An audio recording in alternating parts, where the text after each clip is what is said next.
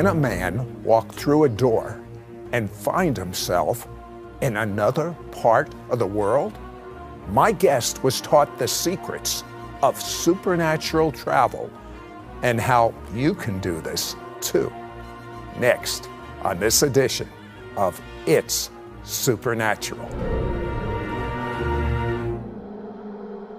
Can ancient secrets of the supernatural be rediscovered? Do angels exist? Is there life after death? Are healing miracles real? Can you get supernatural help from another dimension? Has the future been written in advance? Sid Roth has spent 30 years researching the strange world of the supernatural. Join Sid on this edition of It's Supernatural.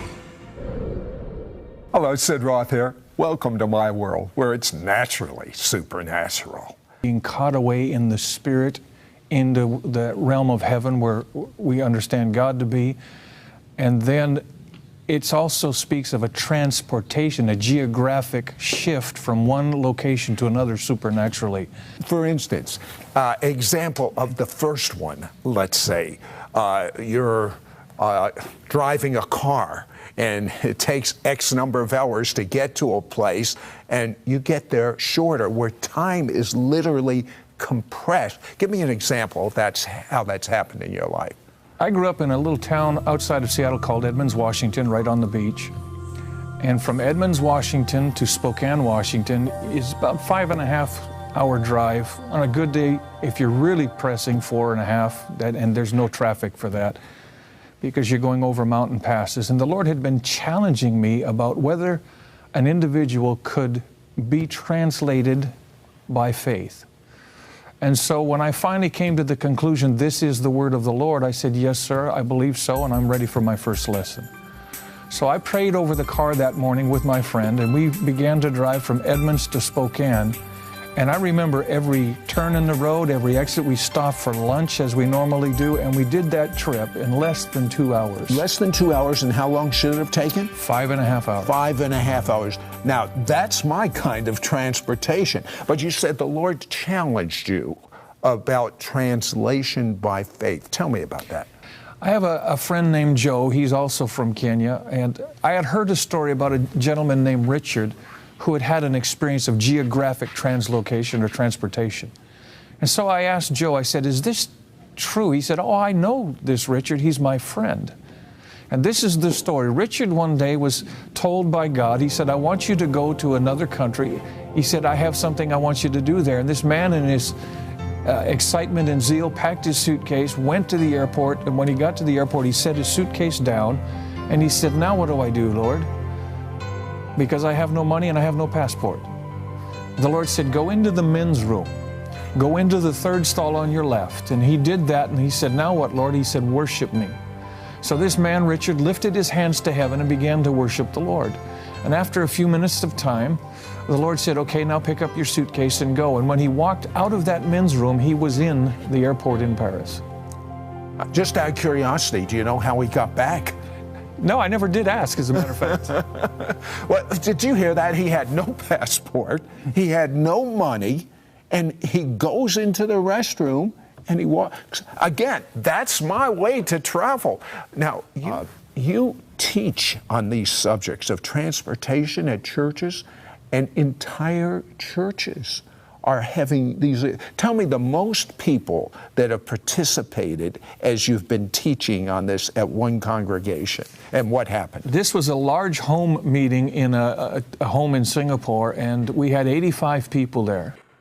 And after we taught on this, I was told by the pastors that had invited us that 85 of those people, which was all of them, including the children, had an experience where they were caught up into the third heaven, the realm of God, and had experiences that changed their lives drastically. That was funny. That was, I had a sense in my spirit. We were doing a New Year's conference, and I had a sense in my spirit that something supernatural was going to take place. So I had a good friend of mine, a professional photographer. I said, you take pictures. I just have this feeling. We're going to catch something. I have no idea. Well, I told the pastors what the Lord had been challenging me with at that season, not because I was going to teach it, we were just talking, but they stood up and announced, Bruce is going to teach on translation by faith tonight, which put the fear of God in me because I was by no means ready for that. But because the Lord said, you're under authority, do as they've asked. Well, during worship, I'm praying and seeking the Lord, and all of a sudden, I'm caught away in the Spirit above the earth. It's nighttime in Eastern Europe over there. And I'm looking down at a country, and I said, Lord, is that Lithuania or Latvia? He said, Latvia. When he said that, we began to descend through the clouds, in through the roof of an apartment complex, and I stood in front of a door at number 212. And I heard a little girl crying, so I walked to open the door. I walked into the back, and in the back bedroom, this little girl named Natalia, a Russian girl, was kneeling down and weeping beside her bed, praying to the Lord. Well, I didn't speak Russian, but this is a supernatural experience, so language is no barrier with God. And when I found out she was desperate because her parents could not get a job, they had no money, no food, and they were about to be evicted. And so I got to minister to her, comfort her heart, pray with her, and I was brought back into the meeting where I was, and at that point I was teaching. And what's interesting is the photographer caught the picture of me looking transparent, that they could actually see through me. He didn't show that picture to me for 6 months because he didn't know what to do with it. And it was 6 months before I remembered he was there to take pictures and catch something supernatural. So as I'm standing there, I looked off to my right and I saw a doorway open, a portal, if you will, and it was just a doorway of light in the fabric of space-time. And I got a nudge by the Spirit, go ahead. Well, I didn't know if that was immediately next to me or light years away. I had no concept of that. But by faith, I made a movement towards the door. And when I did, I stepped through it.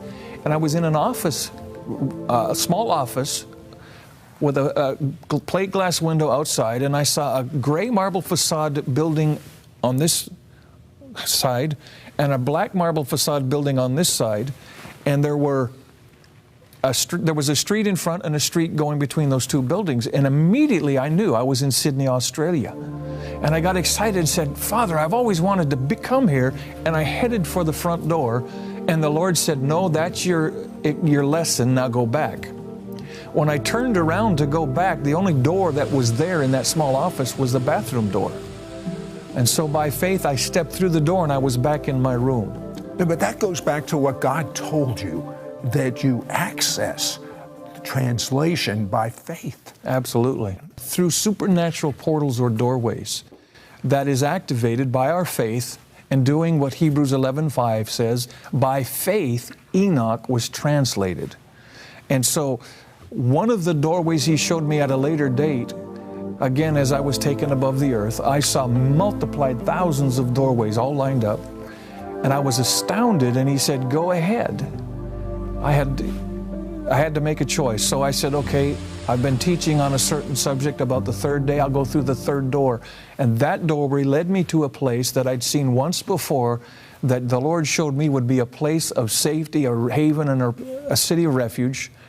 And you're not to tell anybody where it is, not that I really could, but I went into a home there, this house, it was on a beautiful beach, and the Lord spoke to my spirit. He said, somebody's here to visit you.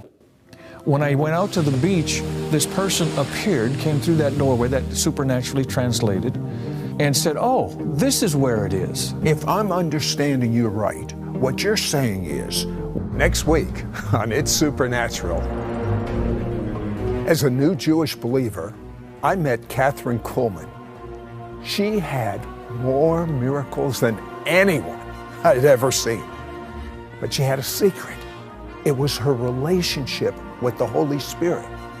She had such a love affair with the Holy Spirit.